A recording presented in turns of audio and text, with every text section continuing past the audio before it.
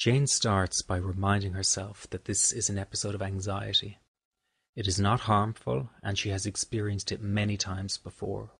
She's not going to get upset by the sensations she is feeling and is going to respond to the situation with a new understanding.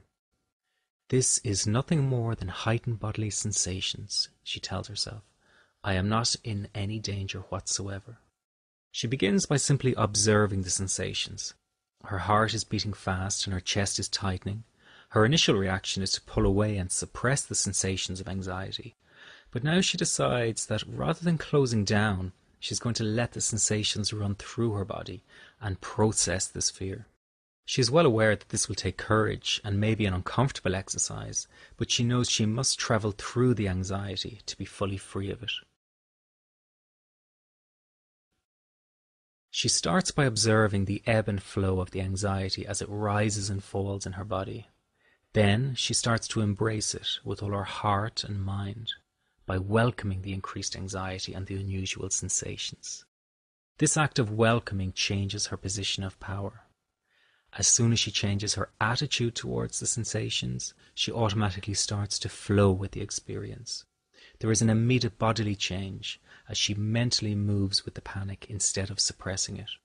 She is allowing the sensations she feels freedom to be there and to move and manifest any which way they wish.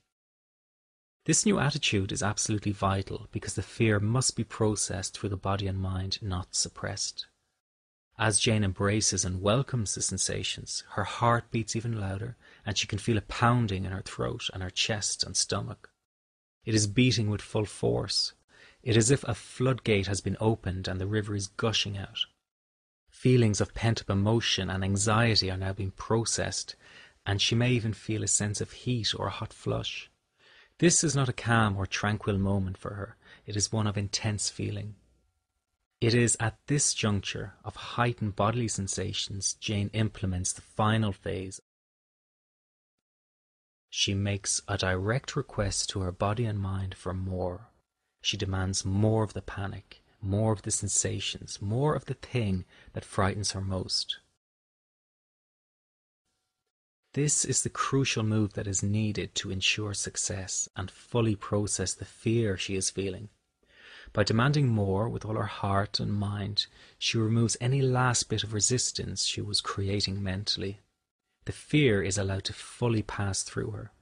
The cycle of panic stops because she is no longer feeding the fear with mental resistance. Instead, she's demanding that if something really is going to go wrong, then let it happen right now and stop all the drama of building up to it. The fearful experience is now fully processed through her body and mind without resisting. By not resisting anymore, there is no further rebound anxiety and no cycle of panic. The immediate benefit is that Jane's confidence begins to soar. She is now coming to understand that she can in fact control this experience that up until now she felt was uncontrollable.